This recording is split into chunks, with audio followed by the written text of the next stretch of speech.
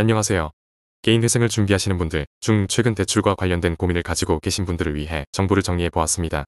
많은 분들이 개인회생을 준비하면서 최근 대출이 문제가 되지 않을까 걱정하시는 경우가 많은데요. 이에 대해 명확하게 알아보겠습니다. 개인회생 절차에서는 채무자의 채무 발생 시점, 사용 목적, 그리고 상환 계획 등을 종합적으로 검토합니다. 일반적으로 개인회생 신청 직전에 발생한 대출은 면책 불허 사유로 간주될 가능성이 있습니다. 이는 대출을 악용하거나 고의적으로 채무를 늘린 것으로 판단될 수 있기 때문입니다. 따라서 최근 3개월 이내에 받은 대출이라면 이를 포함하여 개인회생을 진행하는 데 어려움이 있을 수 있습니다.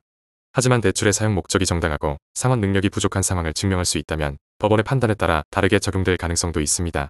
만약 최근 대출이 문제가 될 가능성이 높다면 이를 제외하고 개인회생을 진행하는 방법도 고려해 볼 수 있습니다. 다만 이 경우에도 기존 채무와 현재 소득 상황을 기준으로 법원에서 변제 계획안을 검토하게 됩니다. 따라서 전체적인 채무 구조와 상환 가능성을 종합적으로 판단해야 합니다. 최근 대출이 부담스러운 상황이라면 일정 기간 동안 상환을 유지하면서 개인회생 신청을 준비하는 것도 하나의 방법입니다. 일반적으로 대출 발생 후 6개월 이상 경과하면 최근 대출로 인한 불이익이 줄어들 가능성이 있습니다. 하지만 이 기간 동안 추가적인 연체가 발생하지 않도록 주의해야 합니다.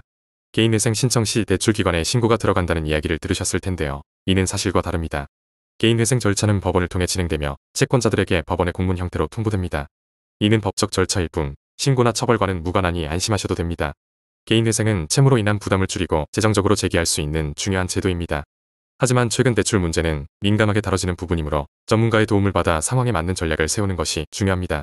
필요하다면 법률 상담을 통해 정확한 정보를 바탕으로 계획을 세우시길 권장드립니다. 여러분의 성공적인 재기를 응원합니다. 빚 또는 채무는 창피한 일이 아닙니다. 대한민국에서 과연 대출 없이 살아가는 사람이 얼마나 되겠습니까? 연체가 되었냐? 안 되었냐? 그 차이만 있을 뿐입니다. 저희 모두가 잠재적 채무자인 것입니다.